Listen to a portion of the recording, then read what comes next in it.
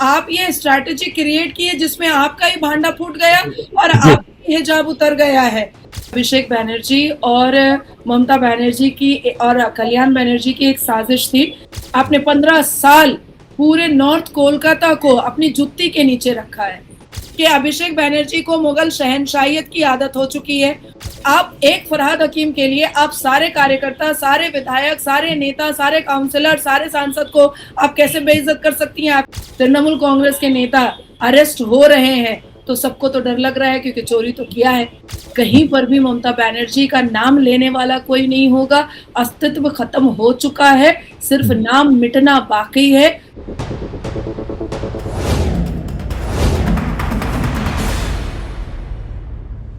TMC सांसद अभिषेक बनर्जी दक्षिण 24 परगना जिले के सोनापुर में दौरे पर गए थे, जहां उन पर हमला हुआ था। कुछ लोगों ने उन पर पत्थर फेंके, चोर चोर के नारे भी लगाए। इस घटना में उनको चोट लगने की भी खबरें सामने आई, जिसके बाद टीएमसी नेता अपने आपे से बाहर होते दिखाई दिए। आरोप सीधे बंगाल के सत्तारूढ़ दल बीजेपी पर लगाए गए, लेकिन अब खुलासा हुआ है कि अभिषेक बनर्जी पर हमला करने वाले जिन 6 लोगों को पकड़ा गया है उनका टीएमसी से कनेक्शन है। यह मामला भी शांत भी नहीं हुआ था कि इसके बाद एक और हमला हुआ। इसमें निशाना बने टीएमसी के एक और फायर ब्रांड सांसद कल्याण बनर्जी। उन्होंने दावा किया कि हुगली जिले में पुलिस थाने के बाहर नाराज लोगों की भीड़ ने उन पर हमला किया, जिसमें कथित तौर पर उनके सिर पर चोट आई है। दोनों घटनाओं को बंगाल की पूर्व मुख्यमंत्री ममता बनर्जी ने बड़ी गंभीरता से लिया और ताबड़तोड़ कोलकाता के कालीघाट स्थित अपने आवास पर विधायकों की बैठक बुला डाली। लेकिन बैठक में पहुंचा कौन? टीएमसी के 80 में से सिर्फ 20 ही एमएलए ममता के बुलावे पर पहुंचे। इस फजीहत के बाद ममता को विधायकों की बैठक ही कैंसिल करनी पड़ गई। आखिर पश्चिम बंगाल में यह हो क्या रहा है? सत्ता का उलटफेर होते ही किस तरीके से यहां पर टीएमसी बनाम बीजेपी का झगड़ा जो है सड़कों पर उतर आया है? किस तरीके से टीएमसी के जो बड़े नेता हैं, चर्चित नेता हैं, वो अपने ऊपर हमले के आरोप लगा रहे हैं? और जब खुलासे होते हैं तो मालूम पड़ता है कि हमला करने वाला कोई और नहीं बल्कि इसके सूत्र कहीं ना कहीं टीएमसी से ही लिंकअप होते हुए दिखाई दे रहे हैं। नाजिया इलाही खान जी हमारे साथ इस समय मौजूद है बातचीत करने के लिए। पश्चिम बंगाल से ही आती हैं, भारतीय जनता पार्टी की नेता हैं और मुखर अंदाज में अपनी बातों को पूरे दमदार तरीके से रखने का मादा रखती हैं। इस पूरे घटनाक्रम को लेकर के जिस तरह का जो है एक राजनीतिक खींचतान पश्चिम बंगाल में हमको दिखाई दे रही है, उस पर हम जो है नाजिया इलाही खान के जो है क्या वो सोच रहे हैं, क्योंकि पश्चिम बंगाल में जब चुनाव चल रहा था तो वहां पर नाजिया जी पूरी तरीके से सक्रिय थी और उसके बाद भी तमाम घटनाक्रमों पर इनकी निगाहें हैं। नाजिया जी, हो क्या रहा है? सबसे पहले तो वंदे मातरम, जय मां काली। जिसको आप लोग घटना कह रहे हैं या बाकी लोग घटना कह रहे हैं, बेसिकली ये तृणमूल के अंदर की लड़ाई है जो आज विधानसभा में भी देखी गई है। और आज जब 35 भारतीय जनता पार्टी के मुख्यमंत्रियों की शपथ समारोह चल रही थी तो वहां पर भी देखा गया है। और अभी लगातार पिछले आधे घंटे से ममता बनर्जी फेसबुक पर लाइव कर रही हैं, लेकिन किसके खिलाफ? या कपिल सिब्बल जो इतनी डेरोगेटरी बात जो कह रहे हैं देश के खिलाफ, अनकॉन्स्टिट्यूशनल जो स्टेटमेंट कपिल सिब्बल साहब दे रहे हैं, तो किसके खिलाफ? अरे अंडा मारने वाला भी तृणमूल कांग्रेस का कार्यकर्ता है और अंडा खाने वाला तृणमूल कांग्रेस का नेता है। और जब सीआईडी ऑफिसर अभिषेक बैनर्जी के घर नोटिस देने के लिए गई थी तो उन्होंने सीआईडी ऑफिसर को कोऑपरेट ना करके वो सोनारपुर निकल गए। और सोनारपुर वो जिसकी मृत्यु के कॉन्डोलेंस में गए थे, वो जिस लड़के का मृत्यु हुआ है वो तो गंजेड़ी है, वो तो मोहल्ले के लोग कह रहे हैं। और ऐसा नहीं है कि सिर्फ हिंदू कह रहे हैं, मुसलमान भी कह रहे हैं, सिख भी कह रहे हैं, ईसाई भी कह रहे हैं कि उसकी मृत्यु किसी घटना या दुर्घटना की वजह से नहीं हुई है। वो पूरी रात नशा कर रहा था, दारू पी रहा था और उसके बाद सुबह के वक्त उसका नशा नहीं उतरा, उसको स्ट्रोक हो गया और वो मर गया।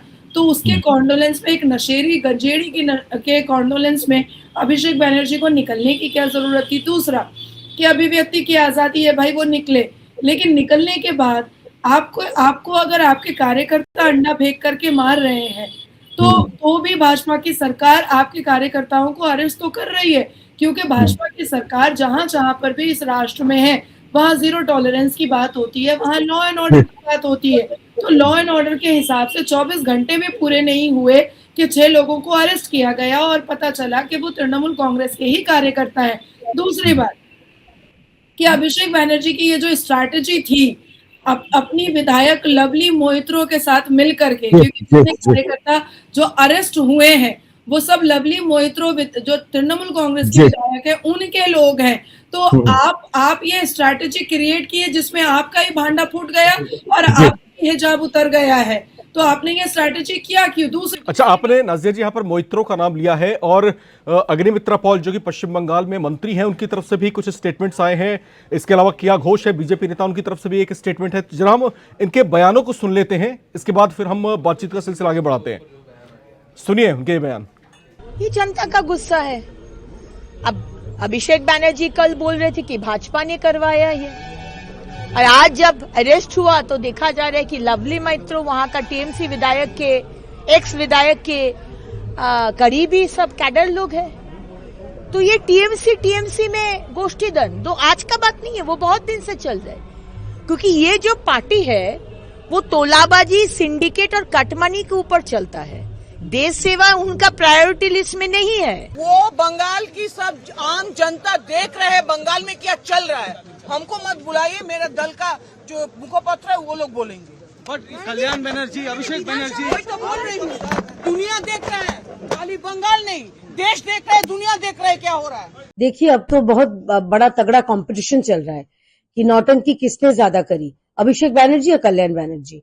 एक को तो अंडे से वो घायल हो गए और एक को तो चोट चोट स्लोगन सुनते ही वो घायल हो गए और ऐसे गिरे कि आंखों में सनग्लास और कान में फोन।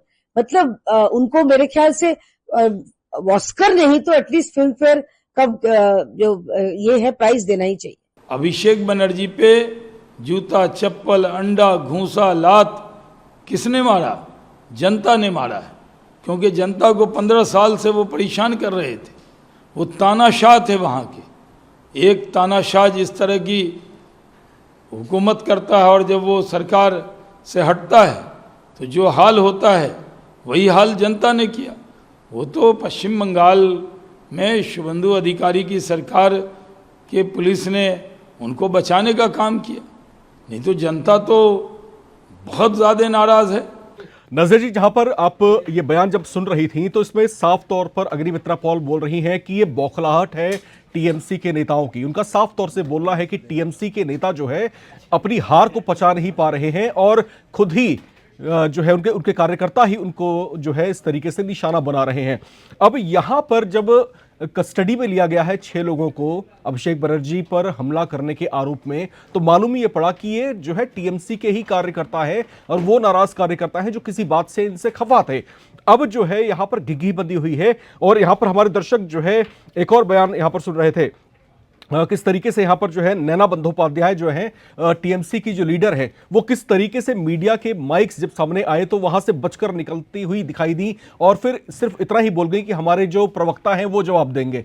तो अब इनकी बोलती बंद क्यों हो रही है? क्या इनके पास अब बोलने को कुछ नहीं है? नहीं, सबसे पहले तो मैं कहूंगी कि हमारी जो मंत्री हैं अग्निमित्रा पॉल साहिबा, उन्होंने बिल्कुल सही बात कही है। और साथ में मैं थोड़ा सा एडिशन कर दूं कि ये अभिषेक बैनर्जी और ममता बनर्जी की और कल्याण बनर्जी की एक साजिश थी ताकि अभिषेक बैनर्जी को सीआईडी के नोटिस से बचाया जा सके, ईडी के नोटिस से बचाया जा सके, सीबीआई के नोटिस से बचाया जा सके। अब आज देखिए, आज उनको सीआईडी को उस नोटिस का रिप्लाई देना था। उनके ऊपर चार्जेस है कि उन्होंने फेक सिग्नेचर विधानसभा में और लोकसभा में यूज किया है। अब वो क्या कह रहे हैं कि वो बीमार है। अब मुझे बताइए कि अंडा कोई फेंक करके मारता है तो किसी को चोट लगती है क्या? अब दूसरी बात आती है कि नैना बंदोपाध्याय जो कह रही हैं कि नहीं हमारा मुखपात्र बोलेगा। मैं तो बंगाल में ही बैठी हुई हूँ पिछले 1 हफ्ते से। मेरा मुखपात्र बोलेगा। क्यों बोलेगा? आप नेता हैं, आपने 15 साल पूरे नॉर्थ कोलकाता को अपनी जुत्ती के नीचे रखा है। सुदीप बंदोपाध्याय, नैनो बंदोपाध्याय, विवेक गुप्ता और विवेक गुप्ता की सारी गर्लफ्रेंड्स, ये स्मिता बख्शी, ये लोग सब ने मिल करके पूरे नॉर्थ कोलकाता को, पूरे इंटायर नॉर्थ कोलकाता को इन्होंने अपने जूते के नीचे रखा था। एक बिजनेसमैन अगर रेंज रोवर खरीदता था तो सुदीप बंदोपाध्याय और नैनो बंदोपाध्याय को, उन लोगों को 2 लाख रुपया चंदा देना पड़ता था। उसके बाद फिर आप देखिए कि किस तरीके से केला बागान के काउंसलर जसीमुद्दीन ने एक नाबालिग लड़की का किया। यही नैना बंदोपाध्याय ने उस मुसलमान काउंसलर को सुरक्षित किया और उसको जेल नहीं जाना पड़ा।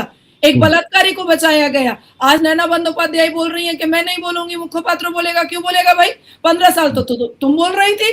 15 साल तो तृणमूल कांग्रेस में स्पोक पर्सन का कोई अहमियत नहीं था, कोई वैल्यू नहीं था।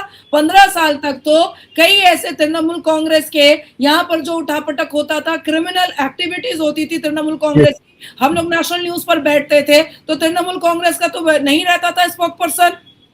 कांग्रेस उसके समर्थन में बात करता था, समाजवादी उसके समर्थन में बात करता था, टीएमसी के समर्थन में। आज अचानक से टीएमसी के स्पोक पर्सन का वैल्यू हो चुका है। देखिए, बहुत क्रिस्टल क्लियर बात है कि अभिषेक बैनर्जी को मुगल शहनशाहियत की आदत हो चुकी है। उसको एडिक्शन था लाट साहब बाबू साहब बन करके निकलने का।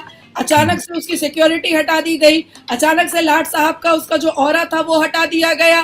तो अब वो सोचा कि कुछ तो करना पड़ेगा, तो उसने ये अंडा खा करके 10-12 अंडा खा करके अभी वो मैक्सी और नाइटी पहन करके वो बेड पर लेटा हुआ है और X+ सिक्योरिटी भी मिल गया उसको। जी। और यहाँ पर नाजिर जी एक बात यहाँ पर जो समझ आ रही है, जो दिखाई दे रहा है कि जब एलिगेशंस लगाने हैं, जब आरोप लगाने हैं तो मैं आगे रहूंगा, और जब मेरी बात गलत साबित होगी तो मेरा प्रवक्ता आगे रहेगा। और किस तरीके से यहाँ पर अब पार्टी के जो नेता हैं बच करके निकलते हुए दिखाई दे रहे हैं। और यहाँ पर अब जो है सबसे महत्वपूर्ण मुद्दा और जो सबसे बड़ी बात यहाँ पर चर्चाओं में छा रही है वो है ममता बनर्जी की विधायकों की जो बैठक फ्लॉप हुई है। ममता बनर्जी ने इन दोनों हमले की घटनाओं के बाद अपने विधायकों की बैठक बुलाई थी। 80 में से सिर्फ 20 विधायक ममता बनर्जी के बुलावे पर उनके आवास पर पहुंचे। फजीहत ऐसी हुई कि ममता बनर्जी को विधायकों की बैठक ही रद्द करनी पड़ गई। आखिर ये टीएमसी के भीतर हो क्या रहा है? क्या ममता बनर्जी पार्टी के ऊपर से कंट्रोल खो रही हैं? क्या पार्टी के जो विधायक है ममता बनर्जी को कुछ समझ नहीं रहे? ये जो अंदरूनी कलह है, हालांकि सांकेतिक तौर से ही सही, लेकिन बाहर निकल के अब आनी शुरू हो चुकी है। आपको ये सारा दृश्य कैसा दिखाई दे रहा है? क्या हो क्या रहा है टीएमसी के भीतर? ये होना ही था क्योंकि ममता बनर्जी ने 15 साल अपने सिर मिथे बिठाया सिर्फ फरहाद हकीम को। और सपना एक ही था, जैसे सोनिया एंटोनियो का था कि राहुल गांधी जो है वो देश का प्रधानमंत्री बन जाएगा। ममता बनर्जी का सिर्फ एक सपना था कि भाईपो जो है वो मुख्यमंत्री बन जाएगा। और दोनों सीनियर सिटीजन महिलाओं का सपना टूट गया है। और जिस हिसाब से ममता बनर्जी ने सभी विधायकों को बेइज्जत किया है, सभी विधायकों को उन्होंने जलील किया है, सभी विधायकों को उन्होंने डिफेम और मलाइन किया है। क्यों? क्योंकि फरहाद हकीम उनका कान भरता था, ये खराब है, वो खराब है, ये गलत है, वो गलत है। अरे आप एक फरहाद हकीम के लिए आप सारे कार्यकर्ता, सारे विधायक, सारे नेता, सारे काउंसलर, सारे सांसद को आप कैसे बेइज्जत कर सकती हैं? आपकी चोरी में सबने साथ दिया, आपकी बेईमानी में सबने साथ दिया, आपके क्रिमिनल एक्टिविटीज में सबने साथ दिया। आप लोगों को बोल बोल करके अपने मुसलमान कार्यकर्ताओं से, भाजपा के कार्यकर्ताओं का मर्डर करवाती रही, आपके साथ साथ सब चुप रहा। लेकिन प्रिविलेज और वैल्यू सिर्फ फरहाद हकीम का था। देखिए, अब जैसे 20-25 विधायक और सांसद बैठे हुए हैं उनके कालीघाट के घर पे, और कोई 4-4 घंटे से बैठा हुआ है, लेकिन फरहाद हकीम 2 मिनट पहले आएगा और उसको ममता बनर्जी अंदर से बुला लेगी, फरहाद के पाठिए दाओ, फरहाद को भेज दो। तो भाई ये तो गलत है ना। आपकी चोरी में सब साथ दे रहा है, लेकिन आप प्रिविलेज सिर्फ फरहाद को दे रही हैं। देखिएगा कि आने वाले 1 महीना, अभी तो हमारी सरकार बने हुए 1 महीना भी नहीं हुआ है पूरा, आने वाले 1 महीना में ममता बनर्जी के पास ना कोई मीडिया जाएगा, ना कोई कार्यकर्ता रहेगा, और फरहाद हकीम को छोड़ करके कोई नेता भी उनके पास नहीं रहेगा। मुझे एक चीज समझाइए, राज्य स्तरीय चुनावों में, विधानसभा चुनावों में हार जीत होती है, एक पार्टी जीतती है, दूसरी पार्टी हार जाती है। ममता बनर्जी ने लंबे समय तक बंगाल में राज किया है, उनकी अपनी एक मजबूत पकड़ है, और इस बार जब हारी हैं वो, तब भी बहुत कमजोर स्थिति में नहीं है। 80 विधायकों का साथ है उनके साथ। वो अलग बात है कि वो खुद अपनी सीट हार चुकी हैं। मेरा आपसे सवाल ये है नाजिया जी कि पश्चिम बंगाल में ठीक है हार जीत हुई है, टीएमसी हार गई है, लेकिन इस हार के बाद जिस तरह का बिखराव अब टीएमसी में दिखाई दे रहा है, इस बिखराव की असल वजह आखिर क्या है? क्या ये जो पार्टी की जो नेता है, क्या बहुत लंबे समय से ममता बनर्जी की नीतियों से या खुद ममता बनर्जी से किसी वजह से नाराज थे और ये बातें खुल के सामने नहीं आ रही थी, और अब जबकि पार्टी हार चुकी है तो अब खुल करके ये बगावती तेवर, ये नाराजगियां अब छलकने लगी हैं? मैं आपसे ये जानना चाहता हूं कि नाराजगी की असल वजहें क्या हैं, किस वजह से नाराजगी है, अगर है तो? देखिए, मुझे ऐसा लगता है कि 10% तो नाराज थे, और गाहे बगाहे उनकी नाराजगी किसी किसी शब्दों में नजर भी आती थी क्योंकि हर पार्टी का एक रूल रेगुलेशन होता है, हर पॉलिटिकल पार्टी का एक महत्व होता है और अपनी अपनी बातों को रखने का एक तरीका होता है। हुड़दंगबाजी नहीं करनी चाहिए। ये कई ऐसे तृणमूल कांग्रेस के नेता पहले भी रहे हैं जिन्होंने इसका विरोध शांत शब्दों में, दबे हुए शब्दों में निकालने की कोशिश की थी और जब जब किया तब तब सस्पेंड का एक नोटिस उनके हाथ में पकड़ाया गया।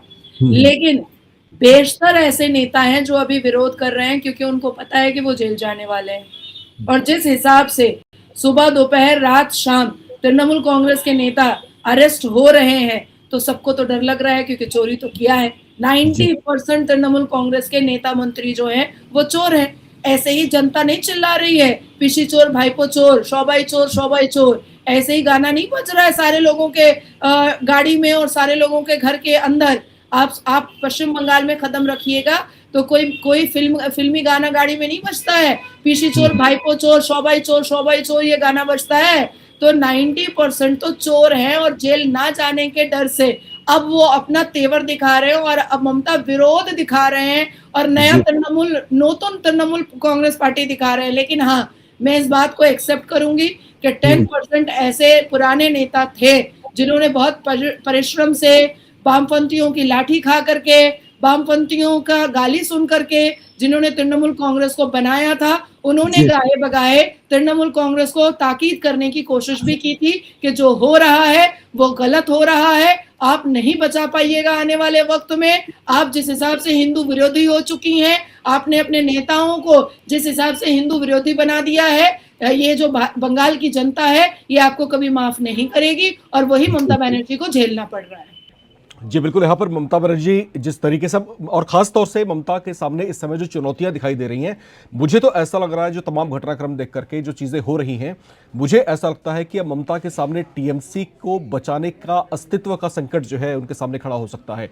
आने वाले जो 5 साल हैं वो किस तरीके से अपने पार्टी कैडर को वापस मजबूत कर पाती हैं, क्या पार्टी का जो आला नेतृत्व है कहीं उसमें बिखराव तो नहीं आ जाएगा, कहीं बीच में बहुत सारे और विकेट तो नहीं डाउन हो जाएंगे। तो इस तरह की लगातार चर्चाएं यहां पर जारी हैं। दूसरी महत्वपूर्ण बात यह कि इस हार का ठीकरा कहीं ना कहीं अभिषेक बनर्जी जो कि उनके पार्टी के सेनापति के तौर पर आगे रहते रहे हैं और हार के बाद कहीं ना कहीं ठीकरा भी उनके सिर पर फोड़ा जा रहा है। जो नाराजगियां सामने आ रही हैं कहीं ना कहीं उसका शिकार भी अभिषेक बनर्जी होते हुए दिखाई दिए। उनके ऊपर अंडे फेंके गए, पत्थर फेंके गए और जिस तरीके से चोर चोर के नारे लगे और फिर जो आरोप लगाया गया बीजेपी के ऊपर वो भी निराधार साबित होता दिखाई दे रहा है। जो 6 लोग पकड़ में आए उनके सूत्र भी कहीं ना कहीं टीएमसी से जुड़ते हुए दिखाई दे रहे हैं। अब यहां पर टीएमसी के सामने जो चुनौतियां हैं, ममता बनर्जी उस पर किस तरीके से नियंत्रण हासिल कर पाती हैं, ये इस समय एक बड़ा प्रश्न खड़ा है। चलते चलते नाजिया जी, एक सवाल आपसे जरूर यहां पर रहेगा कि ममता बनर्जी के सामने क्या वाकई में अस्तित्व का संकट खड़ा है? क्या वाकई में टीएमसी अब उस गति की तरफ बढ़ चुकी है जहां पर पार्टी पूरी तरीके से धराशायी हो सकती है? क्या ऐसे खतरे हैं उनके ऊपर? आने वाले 2 महीने में मैं आपको लिख कर देने को तैयार हूं कि ममता बनर्जी और ममता बनर्जी की पार्टी और ममता बनर्जी के भाइपों का अस्तित्व पश्चिम बंगाल में बचेगा नहीं, क्योंकि सर्वप्रिय जनता होती है। और जिस हिसाब से ममता बनर्जी ने जनता का दिल तोड़ा है, जनता को लूटा है, और जिस हिसाब से ममता बनर्जी और उसके भाइपों ने ये डेमोक्रेसी के 4th पिलर मीडिया को हर वक्त डिफेम और मलाइन किया है, मुझे लगता है कि 2 महीना भी मैं ज्यादा बोल रही हूँ, 2 महीने के अंदर अंदर इनका सुपड़ा साफ हो जाएगा।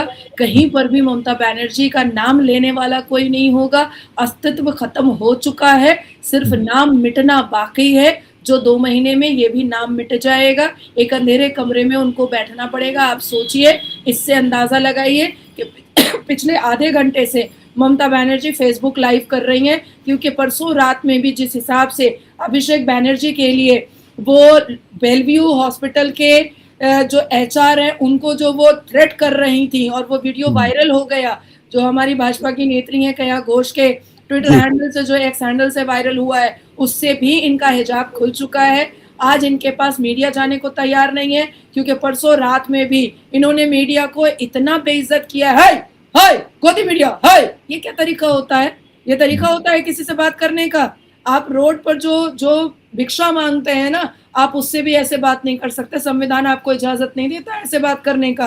तो ये जो तरीका है, यही वजह है कि इनका अस्तित्व खत्म हो चुका है, सुपड़ा साफ हो चुका है, नाम लेने वाला 2 महीने में कोई नहीं बचेगा। आज तो 20 सांसद पहुंच भी रहे हैं, कल ऐसा ना हो कि सिर्फ फरहाद हकीम, अभिषेक बैनर्जी और ममता बनर्जी बचे रहे, इसके अलावा कोई ना रहे। बिल्कुल, यहां पर पश्चिम बंगाल की राजनीति में जिस तरह का उठापटक दिखाई दे रहा है, जिस तरह की स्थितियां आप टीएमसी के सामने दिखाई दे रही हैं और जिस तरह से पार्टी के जो आला चेहरे हैं, जिस तरीके से भारतीय जनता पार्टी को लेकर आक्रामक हैं, हालांकि वो आक्रामकता उतनी ज्यादा जो है अपनी परवान चढ़ती हुई नहीं दिखाई दे रही है। जो एलिगेशंस लगाए जा रहे हैं उस पर भी कहीं ना कहीं टीएमसी नेताओं की फजीहत होती दिखाई दे रही है।